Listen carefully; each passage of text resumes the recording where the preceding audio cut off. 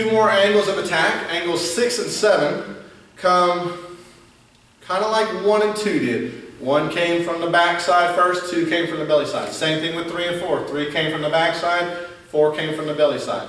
5 was a straight thrust, but 6 and 7, again, 6 starts from the back side, but is going up at a 45-degree angle and finishing on my belly side. 7 starts from the belly side, going up at a 45-degree angle, finishing on my back side. So 6, 7, 6, 7. If you practice that in slow motion, just kind of fluidly, then it feels like you're doing a reverse figure 8, a backward figure 8 with your arm. That's exactly what you're doing. Okay? When you're doing this, one thing to do, one thing to think about and focus on as you're practicing it slow is when you're going to rotate that wrist. Because again, I'm using that second ridge of knuckles right there, my door knocking knuckles, as my bladed side. I want to pretend like I'm preparing, even if I've got a stick in my hand, preparing for something to happen with a bladed weapon if I needed to. So I'm not having to change my moves or way of thinking, if that makes sense to you.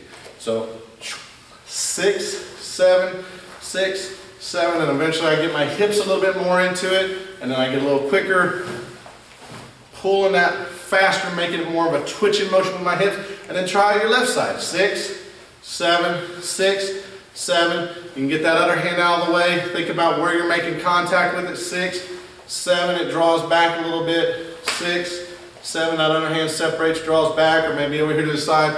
I keep it out of the way here a little bit. A lot of people will, as they're drawing this stick away from their body, and it's not here in the center or across their body for protection, this hand will come out in order to grip, grab, twist, manipulate, or be there ready to block or counterattack, slap, strike, whatever needs to happen. So that's what that other hand can be used for when the stick's this far away from my body. I'm doing these attacks here, the hand's already, the stick's across my body, that arm's across my body, so I don't really want to be reaching and getting myself all jumbled up as I'm doing that. But as it comes, strike number 7 here happens, that angle 7, then here, that might happen and I might have a chance to grab their wrist, their arm, something, strike, gouge, whatever happened when I created the opening that this strike allowed me. So that's 6 and 7 from the back side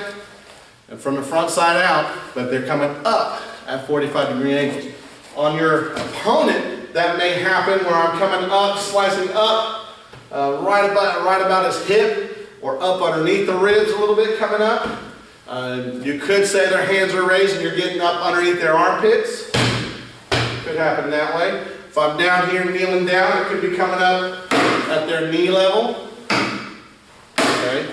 Either way, so those are, I've got plenty of different targets no matter what strike I do, but it's the angle that I'm coming with that I'm working on learning to practice. So there's 6 and 7 angles for you. Hey there, I hope you enjoyed that video. If you'd like more information for more videos that we produce, please check out ninjafit.com, and there's ways for you on that page to follow us, friend us, subscribe to us.